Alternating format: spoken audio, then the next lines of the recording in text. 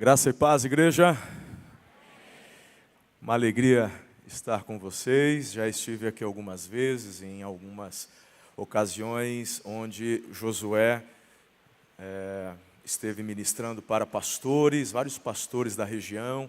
E eu me lembro que estive aqui com o pastor Domingos, mas é uma alegria retornar, porque aqui é um lugar de muita inspiração. E eu sempre, quando estou aqui na companhia do pastor Josué, vendo o que Deus tem feito, eu aprendo demais. Então, é com muita alegria que eu estou essa noite aqui, tendo também o privilégio de compartilhar a palavra de Deus com vocês.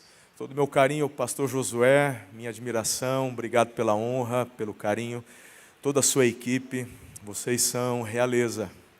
Meu Deus, muito obrigado. E Asaf não poderia deixar, de falar, porque estas canções embarcaram minha adolescência, minha juventude, e certamente muitas destas canções me influenciaram a mergulhar mais no meu relacionamento com o Senhor. Então, louvado seja Deus por sua vida. Muito obrigado. Aplauda Jesus pela vida destes homens e mulheres de Deus. Aleluia. Trago o carinho da nossa igreja lá em Araçatuba. Nós estamos no interior de São Paulo. Quando estamos num outro estado, a gente fala São Paulo, você só pensa em capital, mas eu estou mais no cantinho do estado. Eu estou a 520 quilômetros ali da capital. Eu estou bem próximo da divisa com o Mato Grosso do Sul. Praticamente 160 quilômetros do Mato Grosso do Sul. Uma região muito boa, bastante calor. E quando você estiver passando por ali, então, por favor, faça uma programação para ir ali num domingo. Aí você para e celebra Jesus conosco, aí você continua a sua viagem, vai ser uma alegria recebê-los. Eu quero convidá-los a orarem comigo mais uma vez, e eu quero compartilhar algo que o Senhor colocou no meu coração. Querido Deus, eu te agradeço por essa oportunidade. E agora, Senhor, nós estamos diante da Tua palavra e nós precisamos daquilo que vem do Teu coração. Por isso eu clamo, livra-me de mim mesmo, esconda-me atrás da cruz de Cristo. Importa que Ele cresça, que eu diminua e que os Teus propósitos eternos sejam cumpridos e estabelecidos em nossas vidas hoje aqui. Peço Teu favor sobre nós, que não haja barreiras em nossos corações. É a oração que eu faço com fé, em nome de Jesus. Amém. Você pode aplaudir ao Senhor.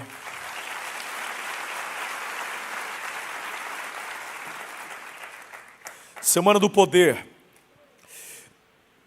Assim que recebi o convite, mas foi quase que instantâneo, no meu coração vi esta mensagem. Então, desde o convite, eu não tive dúvidas de que seria essa palavra que eu deveria compartilhar com vocês. Eu quero convidá-los a recitarem comigo, porque, meu irmão, não dá nem para ler, você precisa recitar João 3,16. Vamos lá? Porque Deus amou o mundo de tal maneira que deu o seu Filho unigênito para que todo aquele que nele crê não pereça, mas tenha a vida eterna. Nós usamos várias outras versões, mas é essa que nós decoramos, é ou não é? E, queridos, de repente você fala, pastor, mas essa é a semana do poder. Nós queremos, receber mais instrução com relação ao poder de Deus. E o Senhor está trazendo aqui uma palavra evangelística. Amém. Mas a maioria hoje aqui são todos salvos. Mas eu queria que você, por favor, me desse um voto de confiança, porque eu me surpreendi quando o Senhor me deu essa mensagem.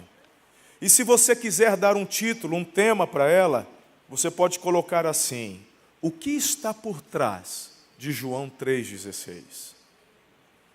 E essa resposta você vai receber na conclusão da mensagem. E eu quero convidar você então a abrir a sua Bíblia no capítulo 3 do Evangelho de João. Mantenha sua Bíblia, seu celular, onde você estiver acompanhando a Bíblia, mantenha ela aberta, porque eu quero ler o capítulo todo, mas não apenas ler, eu quero versículo por versículo comentar e juntos entendermos algo para que possamos então responder o que está por trás de João 3,16. Amém? Bem, primeiramente, você tem que entender que o capítulo 3 está dividido em duas narrativas.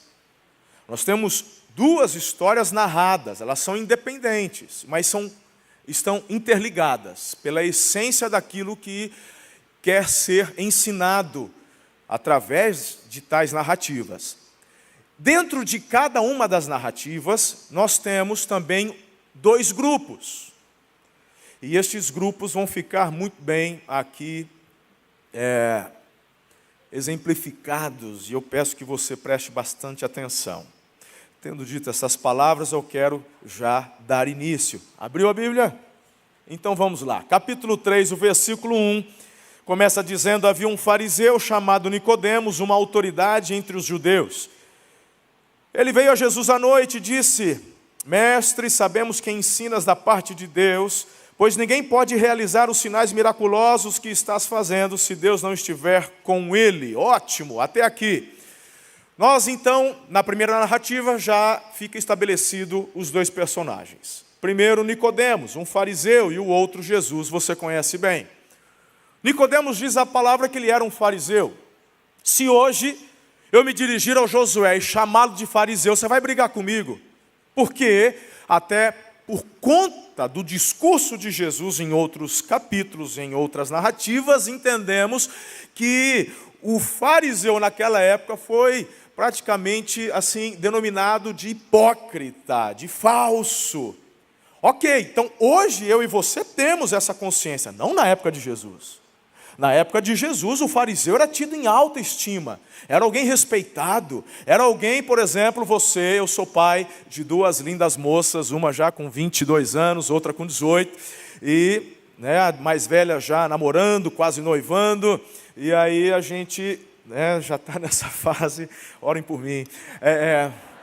Mas se você estivesse na época de Jesus e tivesse uma jovem para se casar, você ia falar: Senhor, que seja um fariseu pretendente. Não é? Mas então você tem aqui o Nicodemos, que além de fazer parte do grupo dos fariseus, e quem eram os fariseus? Como é que começa esse grupo? Bom, esse grupo tem início por conta de que queriam ver a palavra de Deus sendo cumprida e obedecida. Foi o que originou a formação e o grupo dos fariseus. E eu te pergunto, o propósito é bom ou não? É bom, só que no decorrer do tempo, o que era fonte de inspiração se tornou devoção. E daqui a pouco eu vou falar com vocês, porque isso acontece dentro da igreja, onde nós confundimos, querido, relacionamento com religiosidade. Mas aqui, além de ser um fariseu, Nicodemos era também uma autoridade. E ele procura Jesus à noite. Muito bem, no verso 2,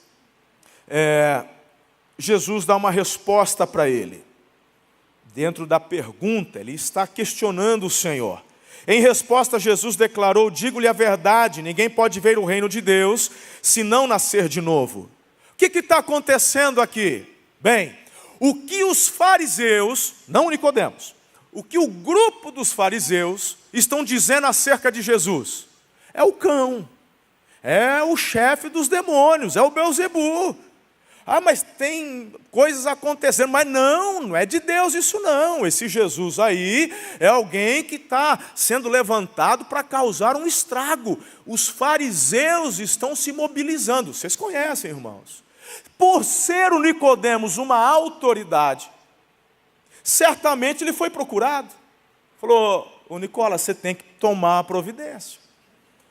Porque você é o cara do anel, você é um mestre. Então, esse Jesus aí, a galera já está seguindo ele. Quando você, logo no primeiro versículo, começa a captar o que o Nicodemos pergunta para Jesus, fica subentendido que ele começou a observar Jesus há um tempo. Por quê? Porque ele fala o seguinte: tenho visto que aquilo que você faz, na verdade não tem nada a ver com Belzebu não. Porque os sinais que eu estou vendo o Senhor fazer, só Deus faz. Estamos juntos até aqui? Não é isso que está aí no versículo 1? Irmão, qual que é a grande questão? A grande questão é: eu vim, eu observei, eu vi, mas eu não entendi. Essa é a questão. Então a pergunta do Nicodemos é: como isso é possível? Jesus é um lindão, né, gente? Jesus logo de cara responde, falou: é claro. Se é isso que você precisa saber, opa, então a resposta é essa, e Jesus responde para ele: você tem que nascer de novo. Ótimo. Então, o que acontece com Nicodemos? Vamos ver aqui. Olha lá. Verso 4. Perguntou Nicodemos: espera lá, como alguém pode nascer sendo velho? É claro que não pode entrar pela segunda vez no ventre da mãe e renascer. Irmão, olha aqui para mim, deixa eu te falar uma coisa. Quando eu vejo essa pergunta do Nicodemos, para mim, a melhor comparação que eu faço é com aquele computador quando trava.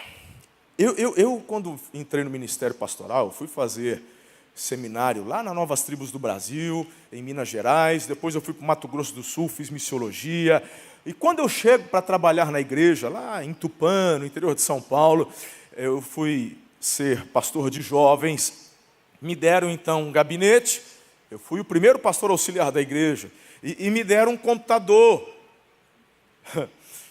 Irmão, eu sou tiozão, quem é mais jovem aqui pode não parecer, mas eu sou das antigas. A hora que eu me deparei com aquele computador, falei: gente, como é que usa esse negócio aqui?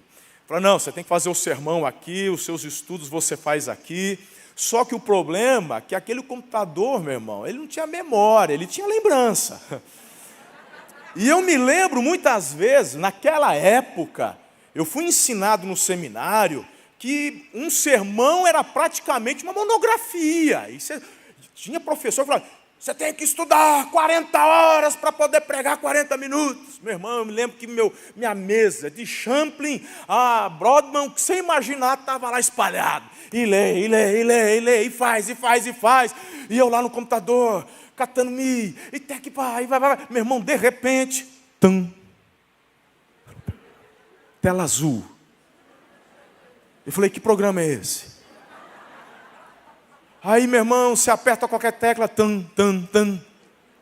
Aí eu ligar para a secretária, falou: secretária, meu computador está fazendo Ô pastor, deixa eu ir aí. Ela chegava lá, falou assim: dá Ctrl+Alt+Del, dá ESC, nada. Falei: pastor, travou. O senhor vai ter que resetar. Falei: e o que é resetar? Como é que faz o resetar? E ela falou assim para mim: você salvou? Falou: quem salva é Jesus, filho, eu sou salvo. Não, o senhor salvou o que o senhor estava fazendo? Meu irmão, aquilo já começou a dar tremedeira assim, ó. Eu falei: está tudo aí. Eu não sei o que é salvar.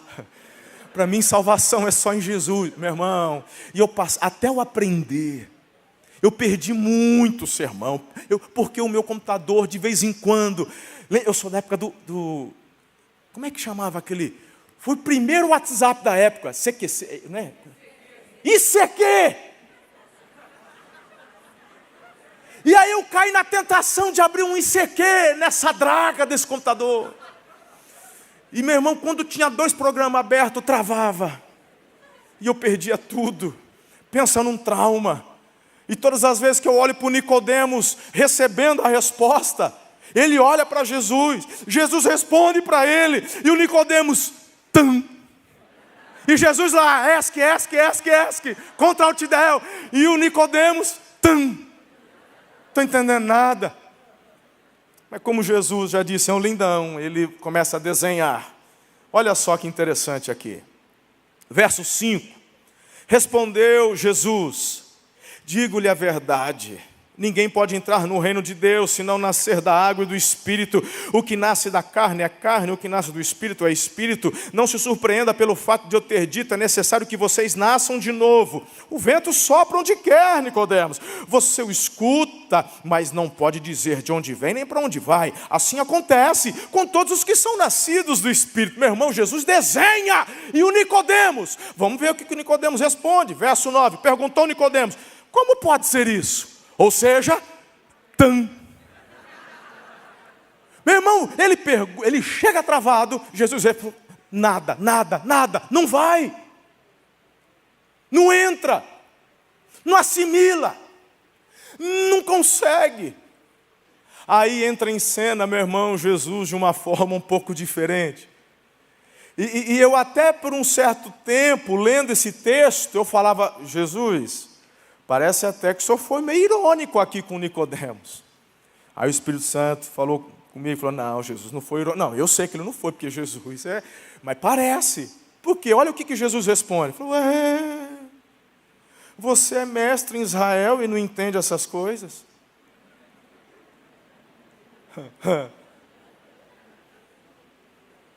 Na verdade, não é que Jesus está sendo irônico. Jesus está chacoalhando o alicerce onde ele se fundamentava. O que ele está dizendo é, aquilo que você usa para se pautar não serve. O que eu estou te mostrando é que existem coisas mais profundas. Existem questões onde você só com o teu intelecto não vai conseguir alcançar.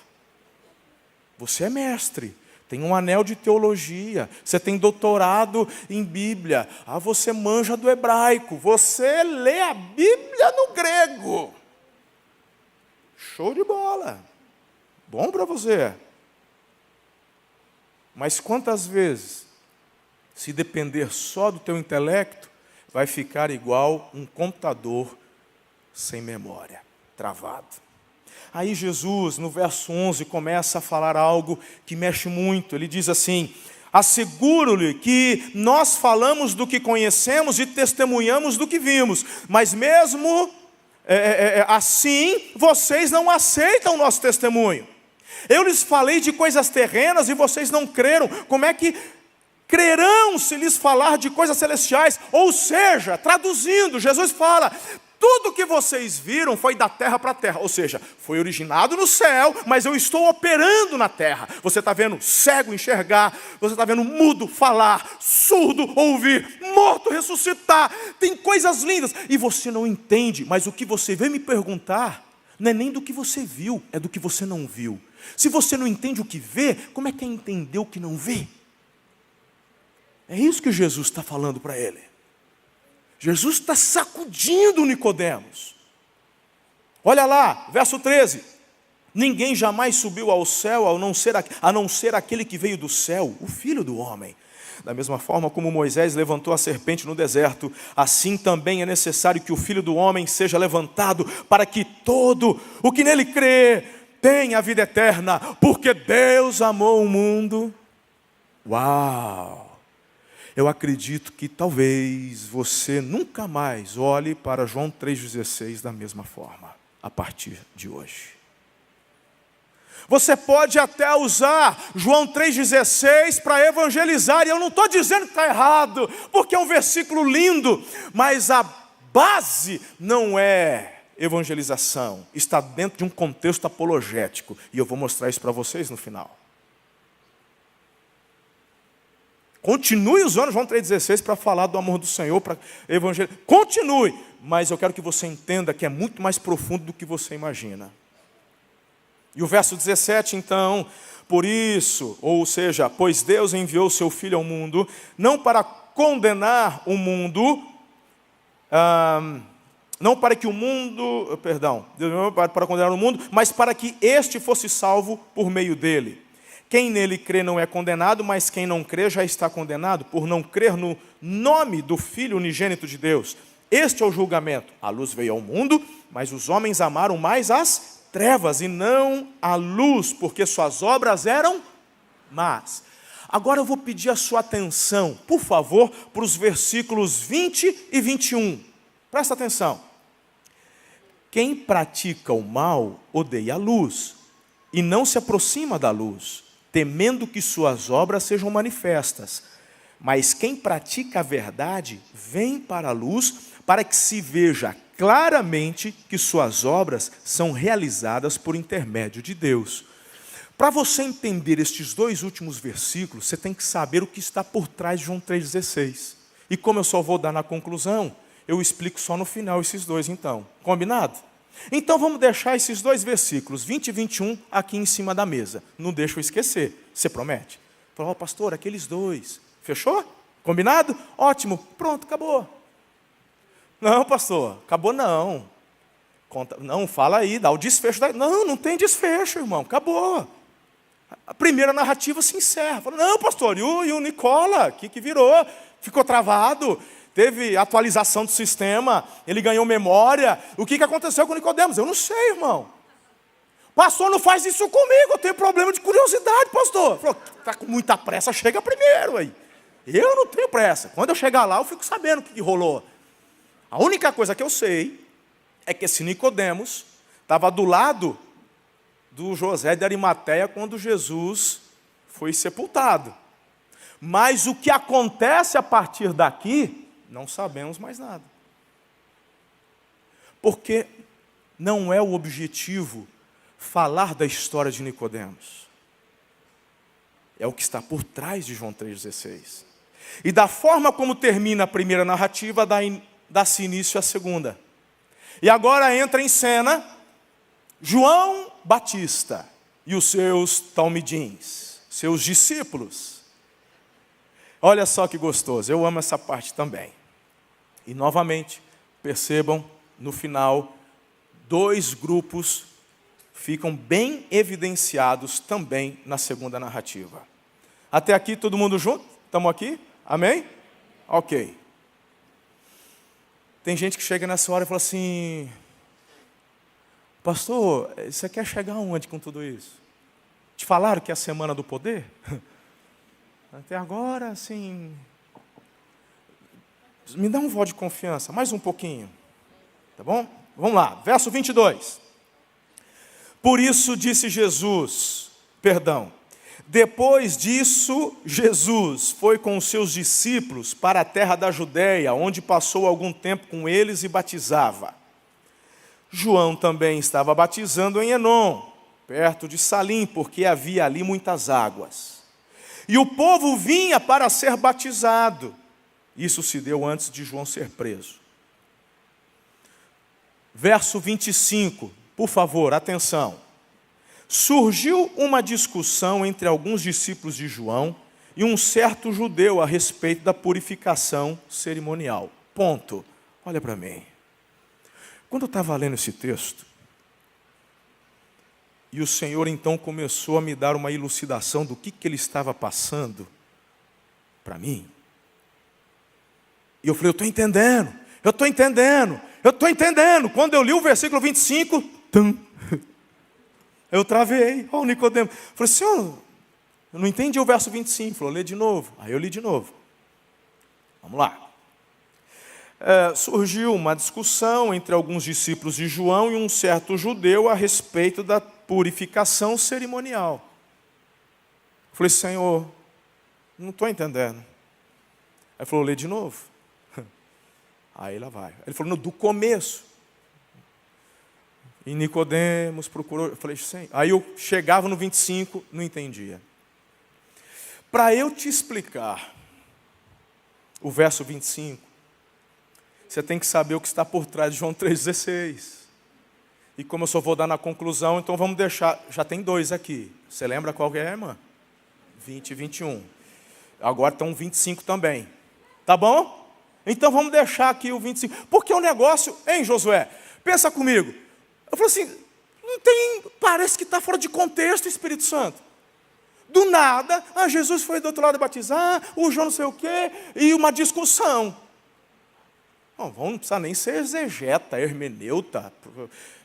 Quem aqui? Interpretação de texto.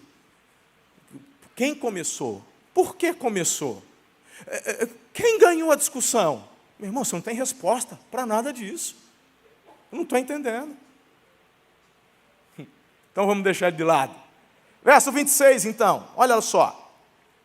Eles se dirigiram a João e lhe disseram, mestre, aquele homem que estava contigo no outro lado do Jordão, do qual testemunhaste, está batizando e todos estão se dirigindo a ele.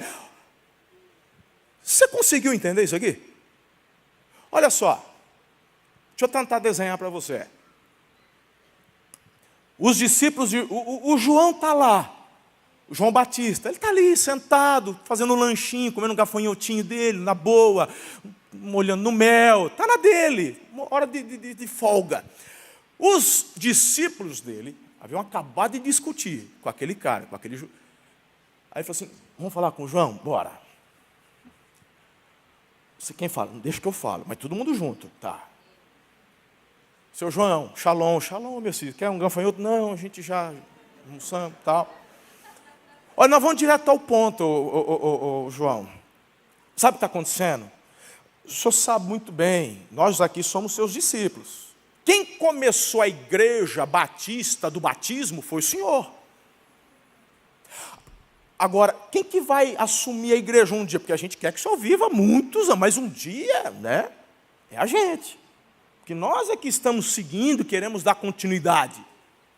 Acontece que aquele cara lá, que esses dias estava aqui com o senhor, inclusive, está batizando, ele abriu a igreja batista do batismo lá do outro lado, e a galera está indo atrás dele, João. O senhor tem que tomar providência. Meu irmão, tem um certo exagero, né? Claro. Mas é ou não é o que está aí no texto? É ou não é o que está aí no texto, gente? Olha aí. Eles não têm a coragem de falar o nome de Jesus. Eles dizem, aquele homem. Agora, se você voltar uma página, não precisa voltar duas, não. Se você voltar 2 páginas, eu te pergunto, o que acontece? O João está lá batizando. Quem é que se achega? Quem que se achega? Jesus. Quando Jesus chega, o João fica constrangido, gente. Ele fala, não sou digno de desatar as sandálias no nome desse. Você entendeu a colocação do João? Porque era tarefa dos escravos lavar os pés dos viajantes que chegavam. Ele fala, lavar? Eu não sou digno nem de desamarrar a sandália dele. Aí Jesus fala, João, imagina, eu estou aqui para cumprir a lei, bora lá. É você, bora, João. E aí, o João, todo constrangido, desce as águas, Jesus junto. Jesus é batizado por João. E a galera, os talmidim estão ali, gente. O que acontece? Assim que Jesus emerge da água, o que acontece, gente? A voz. Este é meu filho amado. Nessa hora o Cid Moreira faz um sucesso, né? Quando a voz, a Bíblia fala que do céu, do alto, a voz ecoa. Este é o meu filho amado, onde está a minha alegria. Sim ou não? Uau! Aí, os discípulos de João, rapaz, olha o João. A gente achando que era perninha de gafanhoto, é microfone cor da pele, está ali na barba dele, investindo em caixa de som. Olha isso, o João todo tecnológico. Não, né, gente? Não tinha nada disso. Todos tiveram a mesma convicção. Era a voz de Deus. Inclusive, é um texto que nós usamos muito para falar sobre a Trindade. Porque não é um que se manifesta de 3 formas. São 3 que se tornam um em unidade. E a prova disso, um dos momentos, é justamente o batismo. Você tem Jesus, a voz do Pai, e aí, meu irmão, o Espírito Santo. Ele se manifesta, porque a Bíblia fala que ele vem sobre Jesus e como uma pomba repousa sobre ele. E todos tiveram esta convicção, é o Espírito Santo. Agora, algumas pessoas acham que era um animalzinho pombo. Eu tenho comigo, e eu não tenho problema nenhum se você acha que foi um pombo. Para mim, isso tem muito a ver, por exemplo, como Atos, onde o Espírito Santo desce, onde línguas de fogo caíram naquele lugar. Foi ou não foi? Não. Línguas como de fogo. Faz toda a diferença. Não foi fogo, mas como? Parecia. E aqui para mim, o Espírito Santo se manifesta como uma pomba. E sobre Jesus, você já viu um pombo quando está pousando? É imponente. Peito arrebitado. Para mim, algo assim visível acontece do céu, e vem, e sobre Jesus repousa. Então, essa é a impressão que eu tenho. Mas se você achar que é um pombinho também, não tem problema nenhum. Tá fechado. A grande questão foi, todos sabiam, era o Espírito. Este é o meu filho amado, o Espírito Santo está sobre ele. E agora a pergunta é, por que essa galera está falando para o João com ciúmes do que está acontecendo no ministério de Jesus? Faz sentido para você? Faz sentido? Olha o que João responde, presta atenção. A isso João respondeu, uma pessoa só pode receber o que lhe é dado dos céus. Vocês mesmos são testemunhas do que eu disse. Eu não sou o Cristo, mas sou aquele que foi enviado adiante dele. A noiva pertence ao noivo. O amigo que presta serviço ao noivo e que o atende e o ouve, enche-se de alegria quando ouve a voz do noivo. E essa é a alegria que agora se completa. É necessário que ele cresça e que eu diminua. Irmão, é normal num dia de casamento, o noivo está aqui no altar, já esperando. A noiva entra. É comum, eu reparo muito, o noivo começa a chorar, ele se emociona. Tem uns noivos hoje que se emociona fácil. Ela aparece lá, ela começa a entrar. As noivas também se emocionam. Graças a Deus hoje pela maquiagem à prova d'água, né, irmã? Antigamente vocês ficavam parecendo um urso panda, né? E borrava tudo. Hoje não, ela chora, está tudo bem. Ela vai entrando, o noivo aqui emocionado, pastor em posição de sentido, todo mundo olhando, e foto, e clec, e celular. Que evento lindo. O noivo já dá um passo à frente, ela se aproxima, ela despede do pai, o pai vai embora, o noivo vai para o abraço, ela vem, faz uma curva, vai no mestre de cerimônia e fala, eu quero casar com o João. Você já viu isso acontecer? Eu já assisti a Julia Roberts fazer a noiva em fuga. Ela fugia, mas nunca vi ela casar com o mestre de cerimônia. Faz sentido isso, irmão? Você já viu isso acontecer? A pergunta é, por que para os discípulos de João, isso era normal? Por que eles achavam que a noiva deveria ficar com o mestre de cerimônia? Então João fala, eu já falei. Como que não entra na cabeça de vocês? Que história é essa? Como assim não está fazendo sentido? Acordem! E aí, nós já estamos caminhando para o final do capítulo 3. Eu queria que você prestasse atenção, porque a partir de agora, no verso 31, as palavras de João, elas são semelhantes as mesmas palavras de Jesus no final para Nicodemos. Olha só. Aquele que vem do alto está acima de todos, aquele que é da terra pertence à terra e fala como quem é da terra. Aquele que vem dos céus está acima de todos, ele testifica o que tem visto e ouvido, mas ninguém aceita o seu testemunho. Aquele que o aceita confirma que Deus é verdadeiro, pois aquele que Deus enviou fala as palavras de Deus, porque Ele dá o Espírito sem limitações. O Pai ama o Filho e entregou tudo em suas mãos. Quem crê no Filho tem a vida eterna, já quem rejeita o Filho não verá a vida, mas a ira de Deus permanece sobre ele. Pronto, acabou. E termina a segunda narrativa.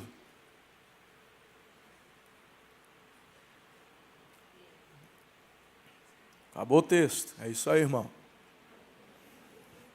Essa é aquela hora que você fala assim, e aí? Cadê aquele lindão do teclado? Sobe aí, filho. Me ajuda aqui. Sobe aí, porque aí você parece que está acabando, o pessoal dá aquela... Cadê? Tem aí, irmãozão do teclado? Me ajuda aí. Vem, pode vir. Acabou o capítulo 3. Eu só vou agora fazer uma conclusão. E você quer saber o que é que está por trás de João 3,16, é isso? Ah, tem uns 3 versículos, né, irmã? Eu sabia que a senhora ia me lembrar. Obrigado, viu? A senhora é demais. Muito obrigado.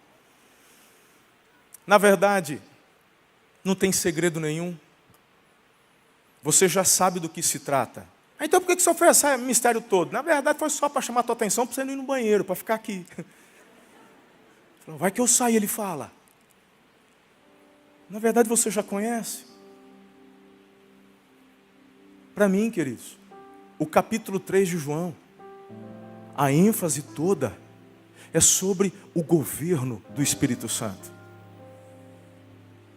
Eu tenho duas narrativas.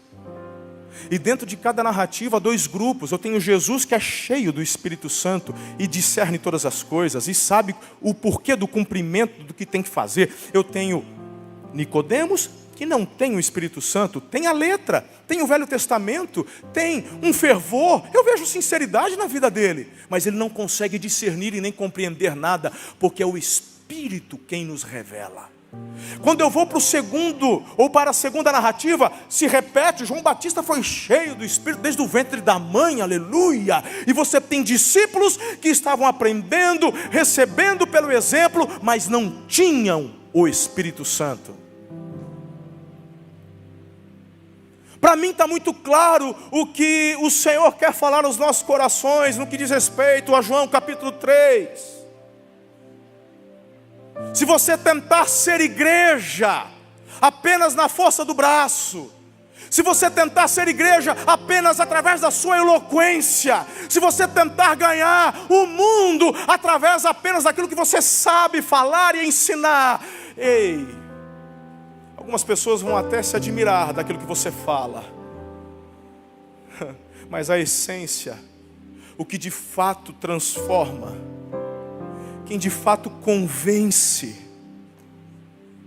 é o Espírito Santo. E as pessoas que nos ouvem, presta atenção no que eu vou dizer.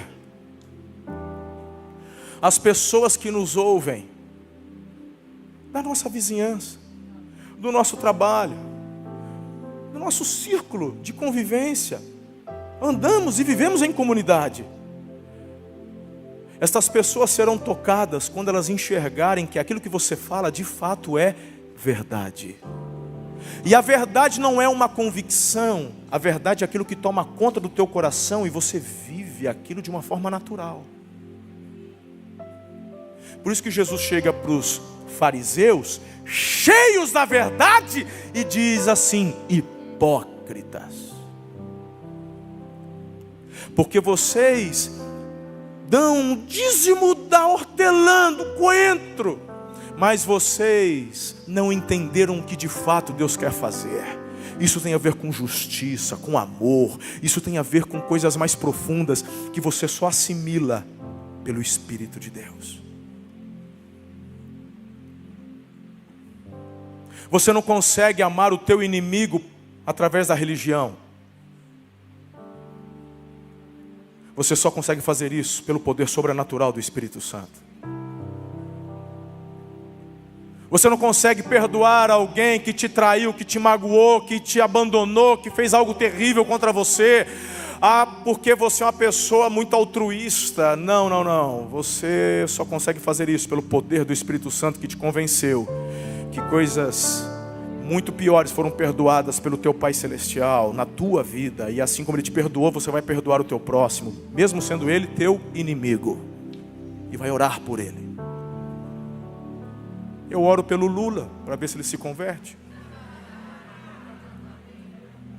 Não tem autorização do céu, irmão, para amaldiçoar ninguém. Que eu fico indignado, fico. Que a ira se levanta. E quando a minha carne grita e vai tentar proferir alguma maldição, o Espírito Santo é aquele que vem. Mas eu também morri por ele.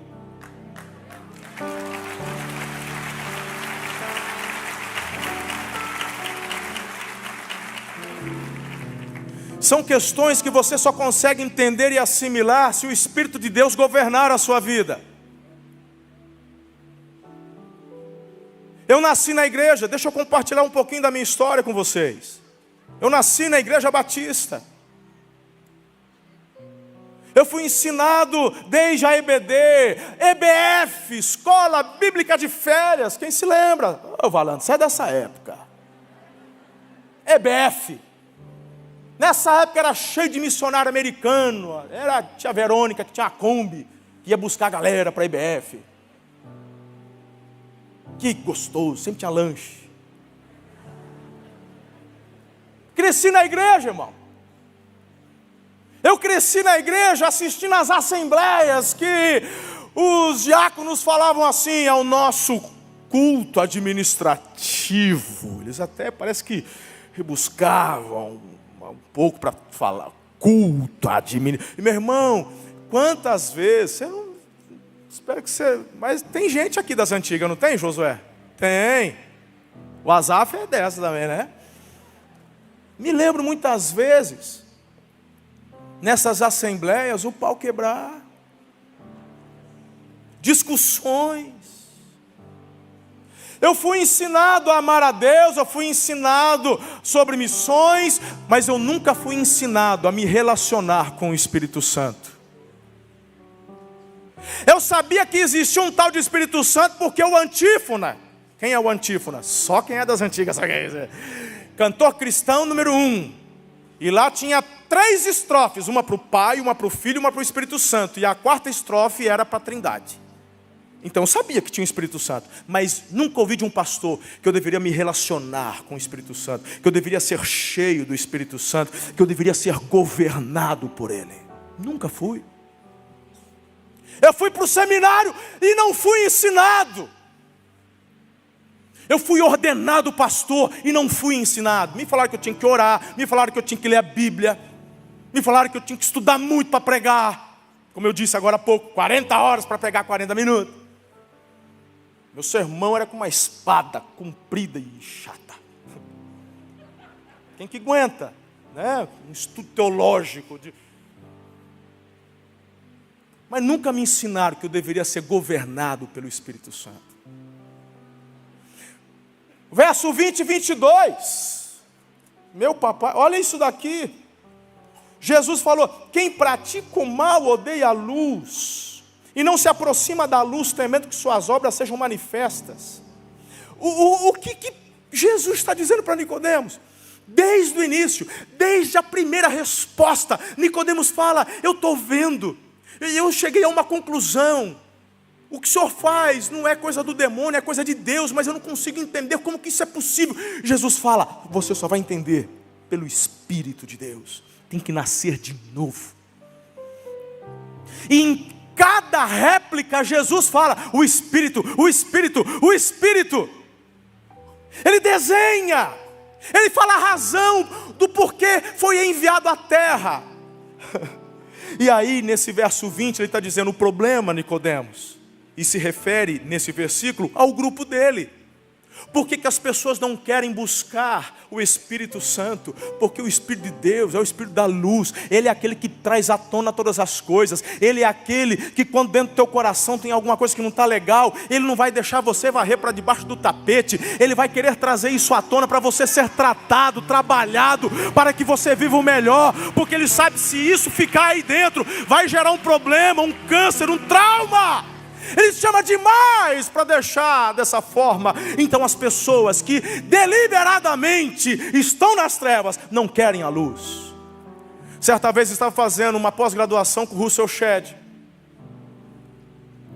E o Russell Shedd é um desses que lia o Novo Testamento no grego. Não tinha português, não, lia no grego. E eu me lembro que a matéria era 1 Pedro, era os livros de Pedro, 1 Pedro e 2 Pedro. E aí uma pergunta surge no meio da classe para o Russell Shedd: qual que é a diferença do crente para o não crente? Aí ele falou assim: o crente vive em crise. Bate pronto. Todo aquele jeito dele, né? O crente vive em crise. Assim, não estou entendendo. Como assim? O incrédulo, se ele rouba, ninguém descobriu, está de boa, esperto. Se ele traiu, ninguém viu, a esposa não descobre, esperto, estou na minha, boa, saí ganhando. Se eu conseguir passar a perna naquele companheiro, aquele vendedor, era a vez dele, mas aí ele foi no banheiro, fui lá, fiz uma venda daquelas, ninguém percebeu, esperto, estou de boa.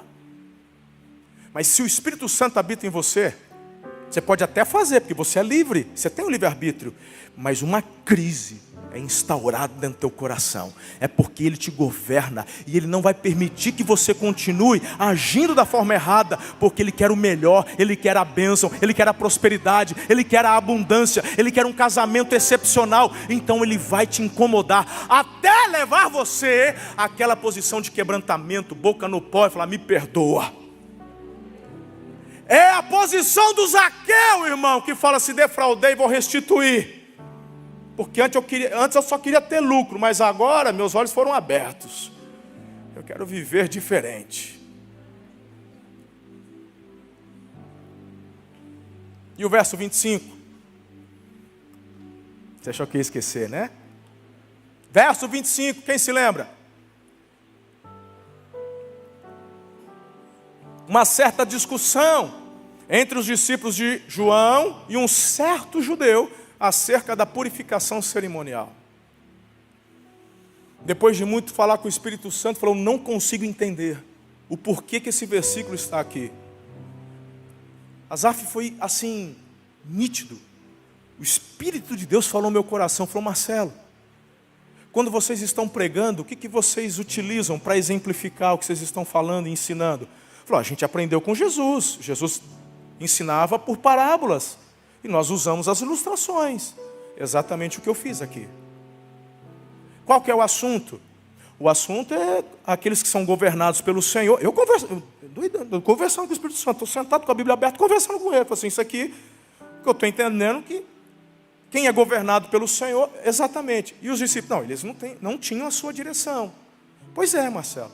O que eu estou querendo dizer é que quando, dentro da igreja, as pessoas, elas são movidas por aquilo que elas acham, e não por aquilo que eu oriento. Elas vão dispensar e gastar energia naquilo que não é importante. Vãs discussões, não leva a lugar algum. Não importa quem ganhou, quem perdeu, todo mundo perdeu. E isso aí a Dilma estava certa. Meu Deus, ela acertou uma, cara. Acho que ela acertou essa.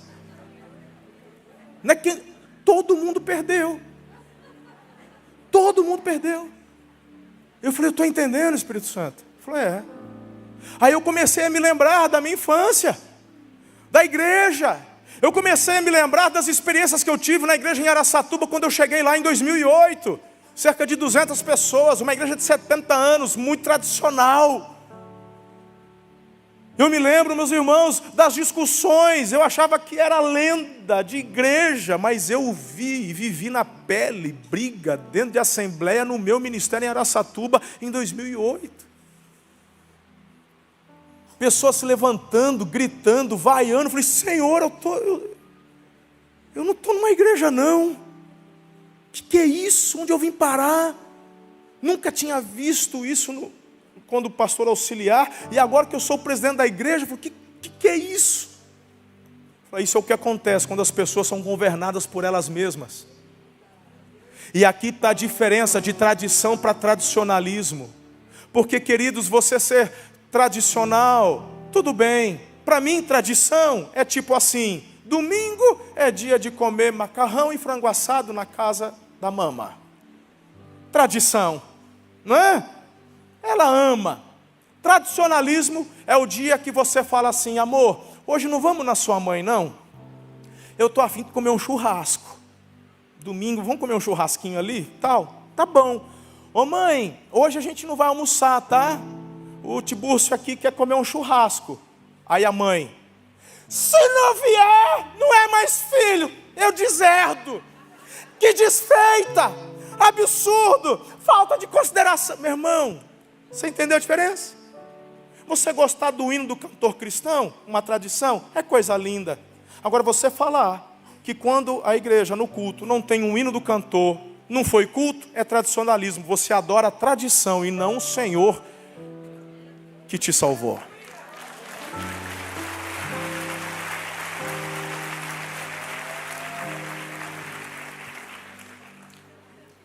Depois de 3 meses em Araçatuba, quando eu cheguei,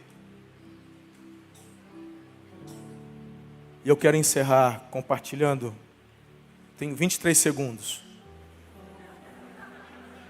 Mais 5, posso?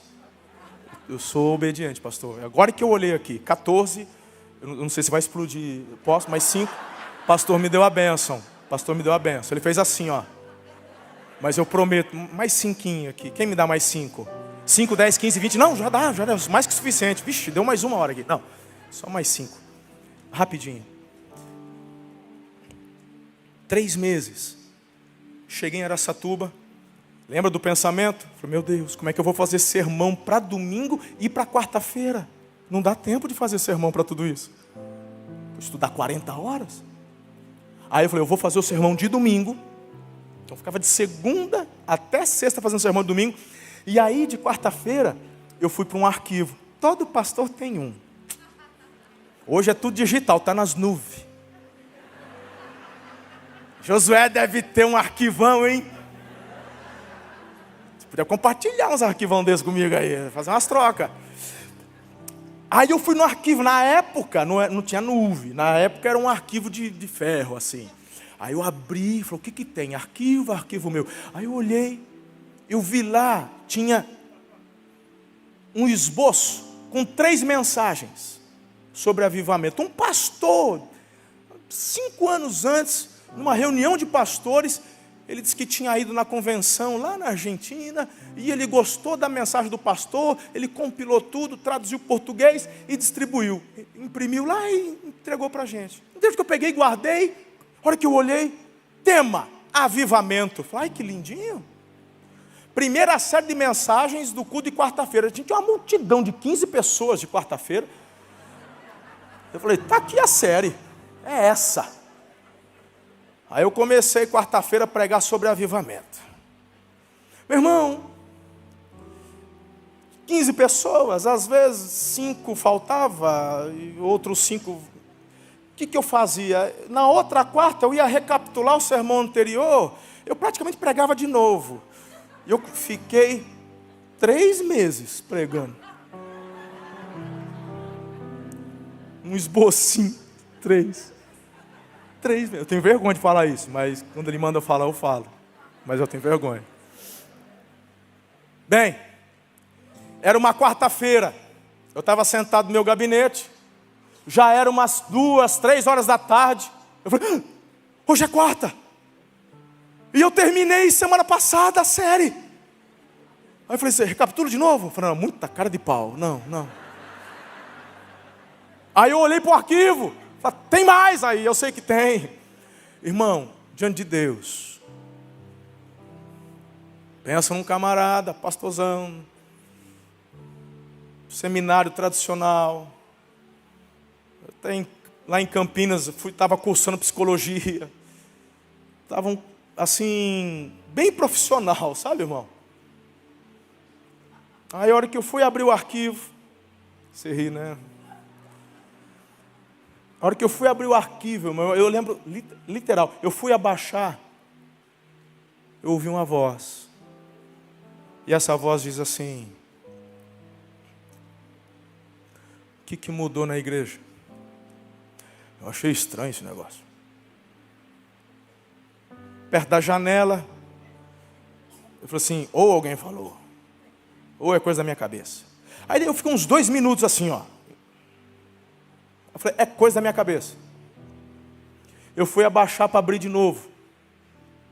Quando eu fui abaixar para abrir de novo, a voz veio de novo e disse assim, o que mudou na sua vida? Aí eu não tive dúvidas, falei, é Deus. Eu caí de 4 apoios, joelho e mão no chão. Quando eu estava no chão, e eu lembro que um temor tomou conta do meu coração, não sei te explicar. Um temor tomou conta do meu coração. A voz veio a 3ª vez e disse assim, nem você acredita no que você pregou.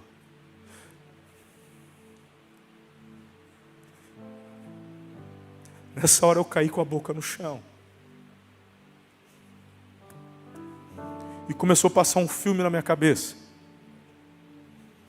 Do meu chamado, de tudo que eu abri mão, de que eu não queria ser pastor nem missionário, nunca desejei ser isso na vida. E o que Deus fez e moveu para me levar até onde eu estava. e o que tinha acontecido que permitiu meu coração ficar tão profissional. Eu não sei quanto tempo eu fiquei no chão. Chorava copiosamente. Chorar de não conseguir. Você se lembra daquele choro de você não conseguir se controlar? Por várias vezes eu tentava levantar. A impressão que eu tinha é que se eu levantasse o rosto eu ia morrer. Eu tinha a impressão que tinha alguém. Eu não vi nada, irmão, mas eu tinha uma impressão. Me deu temor. Eu não sei quanto tempo passou. Depois de muito tempo eu consegui me levantar. Me sentei. E quando eu me sentei, a voz falou pela 4ª vez e parou. E disse assim: só muda a igreja se o pastor mudar primeiro. Aí eu fui pegar aqueles 3 esboços e fui pregar para mim mesmo naquela tarde. E a partir daquele dia, sentado à cadeira ali, eu disse: eu vou viver um avivamento. Eu quero viver o governo do Espírito Santo. Eu não tenho tempo para falar tudo o que aconteceu. Quem sabe numa outra oportunidade. A partir daquele dia, eu tomei uma decisão. Não tinha nenhum pastor, não tinha um congresso, eu não tinha nada, não tinha ninguém. Mas eu sei que Ele falou comigo. E quando eu dispus meu coração, aos poucos, dia a dia, Ele foi colocando pessoas na minha vida que me ajudaram a compreender e a entender. E hoje eu estou nessa jornada, como vocês, ainda aprendendo, para que cada dia eu mergulhe mais no governo e no poder do Espírito Santo. Não dá para ser igreja sem o poder do Espírito Santo.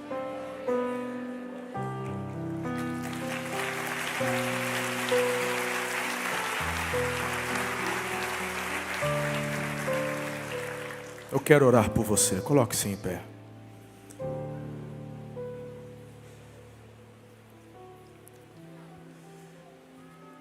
Olha, Jesus falou para Nicodemos que o Espírito Santo é como o vento. O que eu posso te dizer é: não tenha medo. Ele te ama demais. Tem gente que às vezes tem medo de mergulhar neste relacionamento de intimidade. Falou: pastor, tem tanta coisa na minha vida que eu preciso melhorar. Tem gente que acha que avivamento é a irmãzinha do coque que fica expondo todo mundo. Não. A profecia do alto te aproxima do coração de Deus, não tenha medo não. A profecia que vem do coração de Deus é aquela profecia que vai enxergar o ouro dentro do teu coração, mover seu coração e falar: foi Deus quem revelou isso. E você vai ser aproximado mais e mais, teu coração vai ansiar e desejar mais.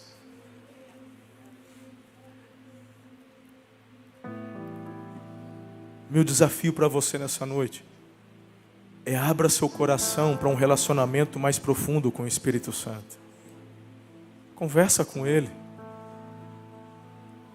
como quem conversa com um amigo. Se você mergulhar, seu casamento vai ser diferente. Seu trabalho vai ser diferente. Seus ministérios serão diferentes. A sua vida vai ser diferente.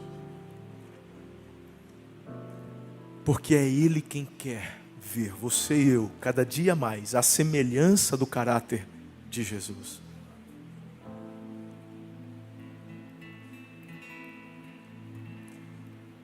Eu tive várias experiências depois disso.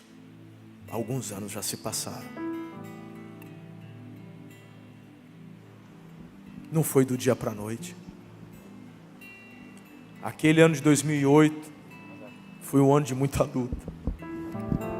Eu fui começar a ter experiências assim mais profundas e de manifestações do Espírito quando eu já estava lá em 2012, 2013. Olha quanto tempo depois.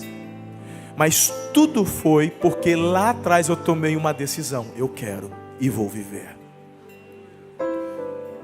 E hoje eu quero também declarar sobre a minha vida, amado Espírito Santo, que eu quero mais. Quero mais. Irmãos queridos, como é fácil a gente no decorrer da vida acabarmos esquecendo daquilo que de fato é importante.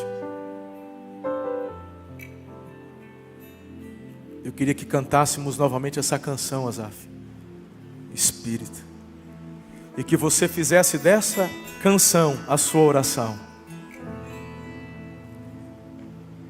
E que o Senhor venha e o Espírito de Deus se derrame sobre a sua vida enquanto você vai cantar. Que Ele distribua sobre você dons, novos dons. Que Ele reafirme aqueles que Ele já te deu, te levando a um desenvolvimento e um patamar mais profundo no exercício dos tais. Tudo isso para crescimento do corpo, fortalecimento do corpo e avanço do reino. Senhor, essa é a minha oração. Aqueles que tomarem essa decisão de mergulharem mais e cantando esta canção, sejam eles tocados pelo Teu Espírito. Nós nos quebrantamos e novamente eu digo, livra-me de mim mesmo, e conclamo os meus irmãos a da mesma forma a orarem, que as barreiras caiam. Livra-nos de nós mesmos. Queremos ser governados pelo Teu Espírito. É a oração que faço em nome de Jesus. Amém.